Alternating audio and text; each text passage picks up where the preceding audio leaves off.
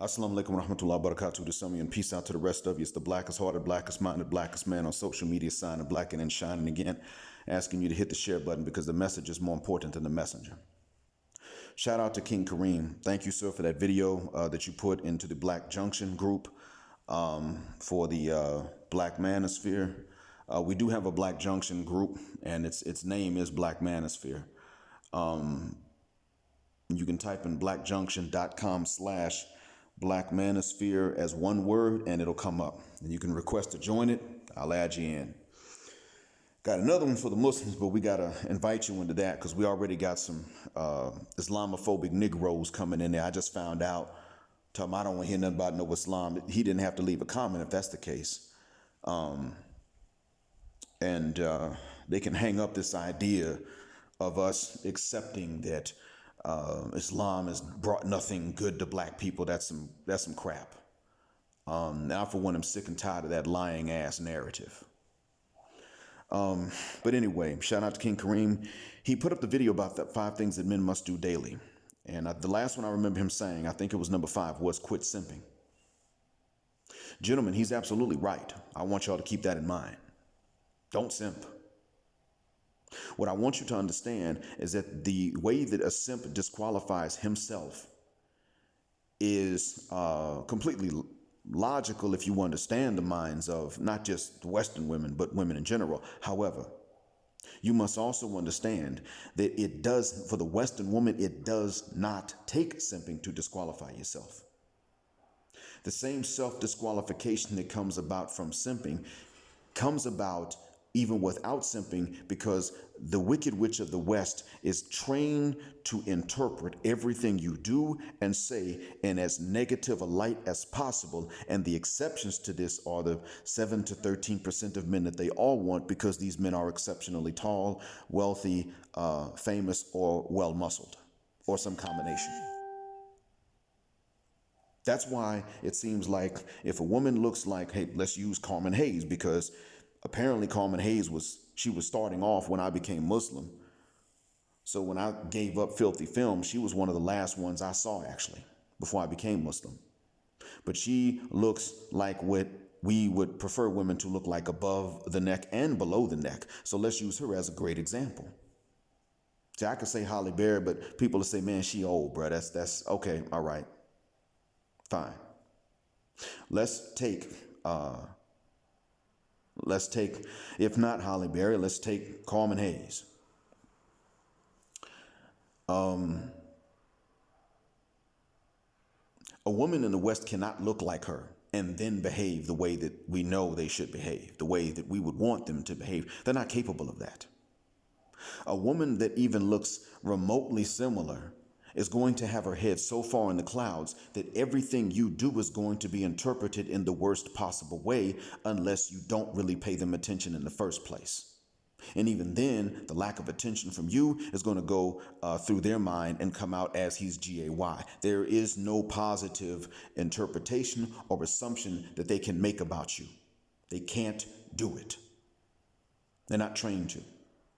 Add to that, black people don't do that to each other anyway. We're socialized in youth to not do that. So you have 2 things working the way that we're all socialized towards each other in general, and then their beauty, which goes to their head, and the fact that they don't grow up because of that. They don't have to mature, so they don't reach that stage. So the stage we men have to reach, where we don't mind smiling at another brother, complimenting another brother, just being nice to another brother. That maturity level is something they don't have to reach if they look even halfway like that, because we have never required it. Not when they're young. That's been our mistake. And we got these old simps in the community. Grown man business was right. These old simps in the community messed it up, because not only did they simp, they told and taught younger men to simp. Man, you're going to have to chase them women, but you're going to have to take what you can get, player. You women ain't going to fall out the sky and fall in your lap. Then they brag about themselves. Yeah, man, women be falling over me. Wait, which one is it? I got to go and approach, or they falling into my lap? I mean, so you telling me that they fall into your lap, but realistically they don't do that. So you just got it unrealistically good like that? I mean, we didn't bother to question that. When I tried to, when I was a teen, I was interrupted every time. Not only by these old cats, I was interrupted by young dudes. So I'm telling you guys, here's the issue. The old simps, because see, it wasn't every old man that did this, but the old simps ruined it so badly that today you don't even have to simp to disqualify yourself. You can be nice and you can have boundaries and standards and things like that. They'll never find out because they'll just assume that you don't have them because you started off nice, since there was no reason to start off cruel. They will take that as kindness as weakness right off the bat, assume it's weakness, and they may just cut you off without even testing your boundaries. They'll do that a lot of times. So he's too nice. I kid you not. It could be that you were polite. You paid attention, but you were polite. You weren't trying to get them draws. Even if you knew that she was nice to look at because you saw her, you weren't trying nothing. You were just being polite. Girl, he too nice. How about you fit the guck out my face with that BS? That's the wicked witch of the West for you. White women do the same thing to white men. They don't do it as much to black men because of the reputation and all of that, but they do the same thing to white dudes. It's the same with them. Now, sisters aren't doing this to white guys and white women aren't doing this to black men, but within each race, that's what's going on. Hell, that happens amongst Latin Americans. All these negative assumptions that they can make if they're anything to look at, they're going to make them. That's who they are and how they are, and they can't second guess that. They can't stop and think, well, maybe that was a dumb thing for me to assume. Oh, no. They don't want you to make assumptions about them. They're going to make assumptions about you. And that's what defines the game. So simping is not even necessary. You will disqualify yourself in their eyes before you get to simping. Now, next thing I'm going to say is to the Muslims, and then I'm out. I'm done. You African-American Muslim brothers in the West, and to a certain extent, even African-born Muslim brothers in the West, or those born to continental African Muslim parents in the West, are going to have to understand something. Because what I found is that a lot of times we live, you could say, if not with each other, we live next to each other. Muslims who are black in America, one of the good things about being black and Muslim is that you already have a type of unity with black folks from other countries. If you really want to see black unity, as I've said before, the best place to see it is going to be amongst the Muslims that are black, because the Jamaican and the Ados and the Somali and the Nigerian and the Ghanaian and the Kenyan, they're going to get along fine. It's going to be easy for them. They're going to get along straight. And if you want to see black intercultural marriages, the Muslim community is one of the best places to see that. I'm only one example. Only one. And the only time I'm ever unhappy is when she's not paying attention, when she's not focused. That's all. Other than that, man, I'm through the roof. So I'm one of the lucky ones. So in any case, getting back to this, if you are one of these African descendant Muslims in the States, especially in Canada, don't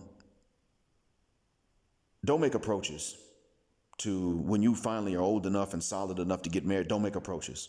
Don't do it. Don't go to her father. Don't go to her to ask her father's number if she's also in the States. Don't do that.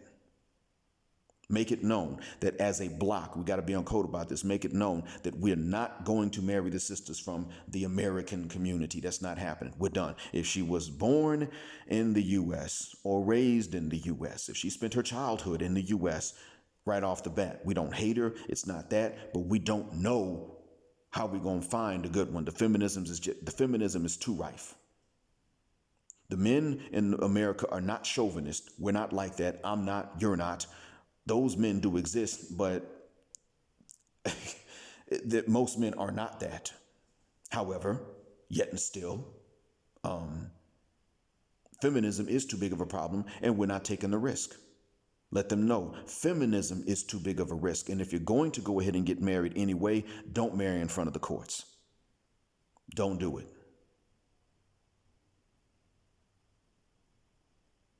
Let them know I'm interested in marriage in another country, from another culture, where feminism is not widespread, because I'm not a chauvinist. Just let them know. Now, some of you got parents that are going to get on your case about it. And you can simply say, okay, here's what you do. Look for someone for me. If you want me to marry someone here, look for someone for me. Now, I'm going to do these same things that I'm asking for from them. I want her to be attractive. I'm going to work on myself and take care of myself to be as attractive as possible. I don't want her to be uneducated and dumb. I'm going to keep myself mentally sharp so that I don't even become dumb. These things. But also, in addition to the things you would normally look for on my behalf anyway, based on what I'm willing to do to make myself good, no feminism, because I'm not a chauvinist.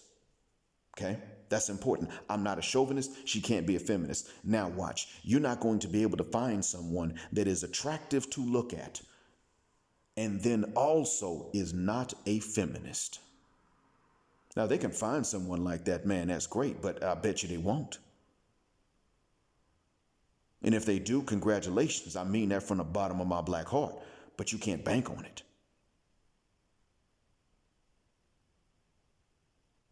That's what it comes down to. When they cannot come back to you with a proposal or having located some lady like that who's looking for marriage, when they can't do that, guess what?